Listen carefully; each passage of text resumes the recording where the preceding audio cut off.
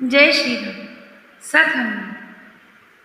अयोध्या कांड के इस भाग से राम के वन गमन की कथा के साथ साथ राम और भरत के अनुपम प्रेम की गाथा का भी आरंभ हो रहा है।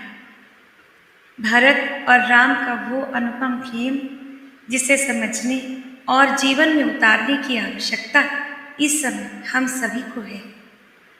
महाराज दशरथ के पास श्री राम आ चुके हैं और राम को सूचना मिल चुकी है अपनी माता के दोनों वरदानों के विषय में।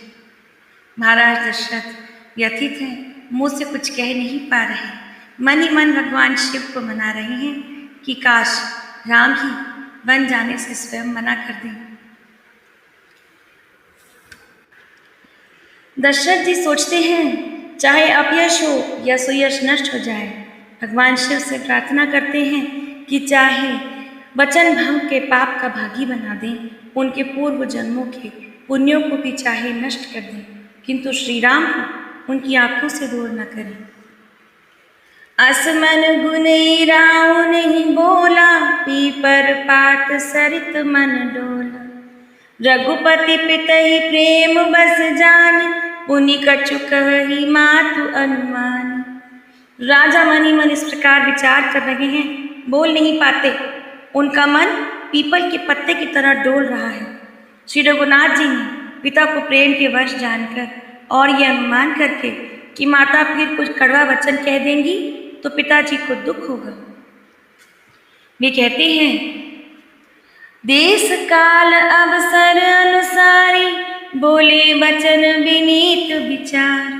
तात कहूँ कछु करूँ डिठाई, अनुचित क्षम बुझानी लरिकाई। देश काल और अवसर के अनुकूल विचार कर विनीत वचन कहते हैं। हे तात, मैं कुछ कहता हूँ ये डिठाई करता हूँ, अर्थात बड़ों के बीच बच्चे बोलते नहीं, ये हमारे संस्कार हैं। फिर भी मैं आप बड़ों के बीच बोल रहा हूँ, इसे वे अपनी डिठाई मानते हैं। इस अनौचित्य को मेरी बाल्य अवस्था समझकर आप क्षमा करिएगा। अति लघु बात लागे दुख पावा, काहू न मोहि कही प्रथम जना। देखी गोसाई पोछी माता, सुनी प्रसंग भय शीतल काता। इस अत्यंत तुच्छ बात के लिए आपने इतना दुख पाया, मुझे किसी ने पहले कहकर ये बात नहीं जनाई। स्वामी, आपको इस दशा में देखकर मैंने ही माता से पूछा, उनसे सारा प्रसंग सुनकर मेरे सब अंग शीतल हो गए, मुझे बड़ी प्रसन्नता हुई। मंगल समय स्नेह बस, सोच परिहरिय तात। आयस देय हर्षि, कही पुल के प्रभुहात। हे पिताजी, इस मंगल के समय स्नेहवश होकर सोच कर न छोड़ दीजिए और हृदय में प्रसन्न होकर मुझे आज्ञा दीजिए। ये कहते हुए प्रभु श्री रामचंद्र जी सर्वांग पुलकित हो गए।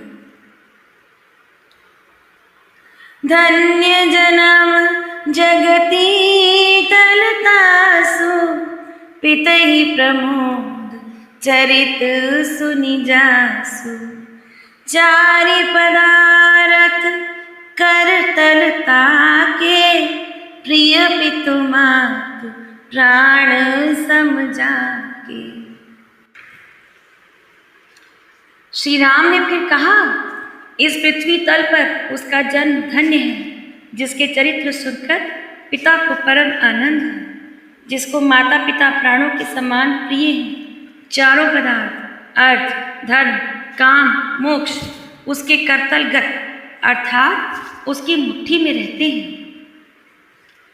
आयसु पाली जन्म फल पाए, एहु बेगी हो रजाई। विदा मातु सन आवं मागी, चली हूँ बन बहुरी पगलागी।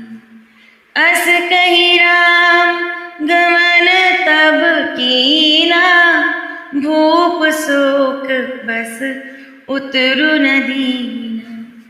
नगर व्यापी गई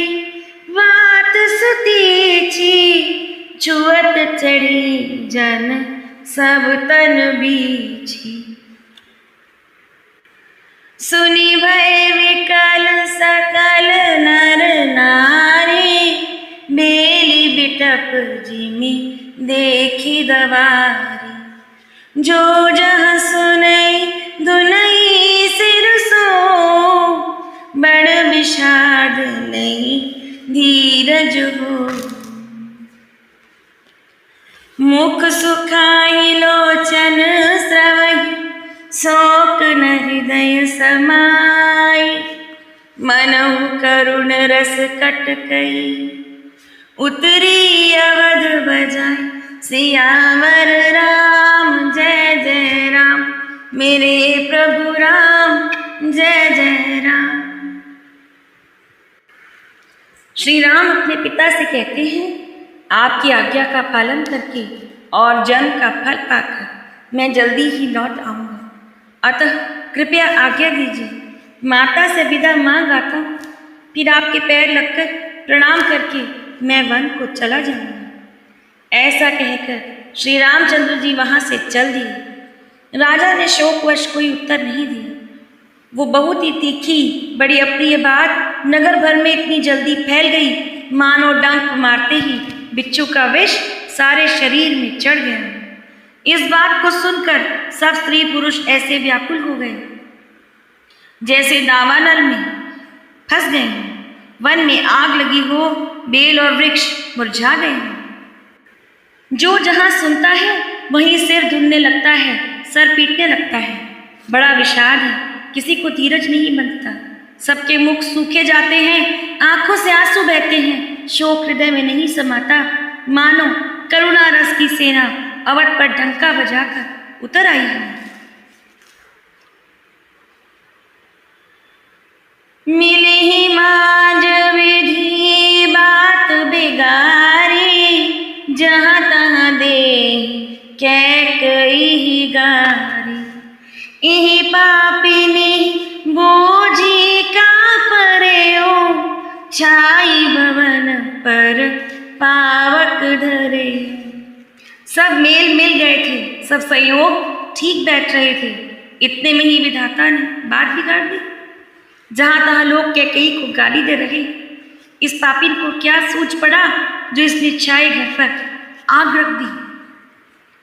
निज कर नयन काढ़ी चह दीखा, डारी सुधा विष चाहत चीखा। कुटिल कठोर कुबुद्धि अभागे, भई रघुवंश बेन बन आगे।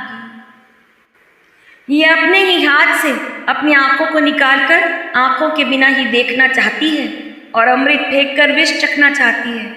ये कुटिल कठोर दुर्बुद्धि और अभागिनी कैकेयी रघुवंश रूपी बांस के वन के लिए अग्नि हो गई। पालव बैठ पेड़ एही काटा, सुख महु शोक ठाटो धरि ठाटा। सदा राम एही प्राण समाना, कारण कवन कुटिलपन ठाना। पत्ते पर बैठकर इसने पेड़ को काट डाला, सुख में शोक का ठाट ठट कर रख दिया। श्री रामचंद्र जी इसे सदा प्राणों के समान प्रिय थे, फिर भी न जाने किस कारण इसने ये कुटिलता ठानी। सत्य कहाही का भी नारी स्वभाव, सब विधि अगम अगाध दुराव।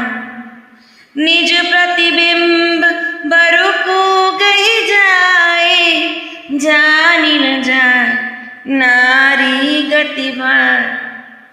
कवि सत्य कहते हैं कि स्त्री का स्वभाव सब प्रकार से पकड़ में न आने योग्य, अथाह और भेद भरा होता है। अपनी परछाई भले ही पकड़ जाए, पर भाई स्त्रियों की चाल नहीं जानी जाती।